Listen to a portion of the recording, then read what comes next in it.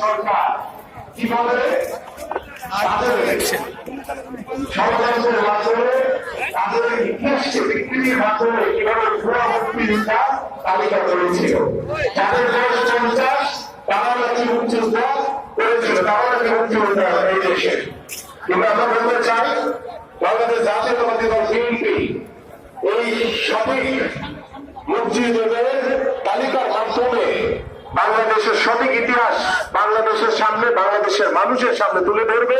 পাশাপাশি গত 17 বছর ধরে এই স্বৈরাচার শেখ হাসিনার পতনকে নিশ্চিত করার জন্য যে সকল ভাইদেরকে গুম করা হয়েছে, যে সকল ভাইদেরকে হত্যা করা হয়েছে, সেই সকল শহীদ পরিবার সহ সেই শহীদ ভাইদেরকে এবং আমাদের গত জুলাই আগস্টে আমাদের যে ছাত্র ভাইরা যারা শহীদ হয়েছেন, আমাদের বিএনপি নেতা কর্মীরা যারা শহীদ হয়েছেন, আমাদের সাধারণ মানুষ যারা শহীদ হয়েছেন, তাদের কিন্তু একটি পরিপূর্ণ তালিকা তৈরি করা হচ্ছে এবং ভবিষ্যতে আমরা এই শহীদদেরকে রাষ্ট্রীয়ভাবে রাষ্ট্রীয় স্বীকৃতি এবং রাষ্ট্রীয় খেতাব প্রদান করা হবে।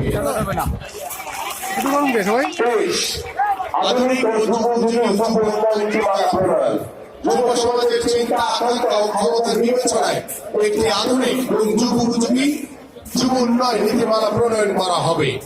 বেকারত্ব দূর ও কর্মসংস্থান সৃষ্টির লক্ষ্যে নানামুখী বাস্তবসম্মত কর্মসূচি গ্রহণ করা হবে।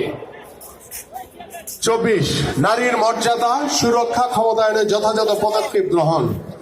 নারীর ক্ষমতায়ন নিশ্চিত করার লক্ষ্যে সুনির্দিষ্ট কর্মসূচি গ্রহণ করা হবে। জাতীয় সংসদ সহ জনপ্রতিনিধি নির্বাচনে মনোনয়নের ক্ষেত্রে ক্রমবর্ধমান হারে তাদের অংশগ্রহণ নিশ্চিত করা হবে। 25 চাহিদা ও জ্ঞানভিত্তিক শিক্ষা ব্যবস্থা বাস্তবায়নের মাধ্যমে ভবিষ্যতের চ্যালেঞ্জ মোকাবেলায় সক্ষম শিক্ষিত জনগোষ্ঠী গড়ে তোলা।